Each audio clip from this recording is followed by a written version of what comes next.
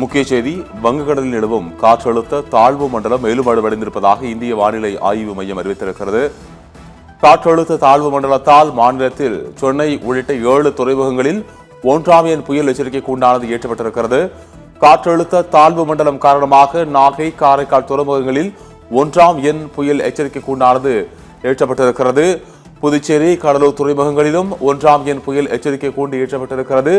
வங்கக்கடலில் நிலவும் காற்றழுத்த தாழ்வு மண்டலம் மேலும் வலுவடைந்திருக்கிறது. வலுவடைந்த காற்றழுத்த தாழ்வு மண்டலம் அடுத்த 24 மணி நேரத்தில் ஒடிசாவின் பாலசோர் பகுதியில் கரையை கடக்கும் என்றும் வானிலை ஆய்வு மையம் தெரிவித்திருக்கிறது. காற்றழுத்த தாழ்வு மண்டலம் காரணமாக தமிழ்நாடு மற்றும் புதுச்சேரியில் மிதமான மழைக்கு வாய்ப்பு இருப்பதாகவும் தெரிவிக்கப்பட்டிருக்கிறது.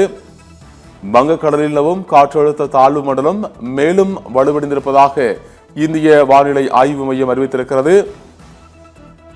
இதன் காரணமாக சென்னை உட்பட 7 துறைமுகங்களில் 1ஆம் எண் புயல் எச்சரிக்கை கூண்டானது ஏற்றப்பட்டிருக்கிறது. காற்றழுத்த தாழ்வு மண்டலம் காரணமாக நாகை, காரைக்கால் துறைமுகங்களில் 1ஆம் எண் புயல் எச்சரிக்கை கூண்டு ஏற்றப்பட்டிருக்கிறது.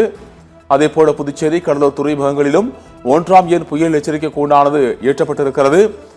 வலுவடைந்த காற்றழுத்த தாழ்வு மண்டலம் அடுத்த 24 மணி நேரத்தில் ஒடிசாவின் பாலசோர் பகுதியில் கரையை கடக்கும் என்று இந்திய வானிலை ஆய்வு மையம் தெரிவித்திருக்கிறது.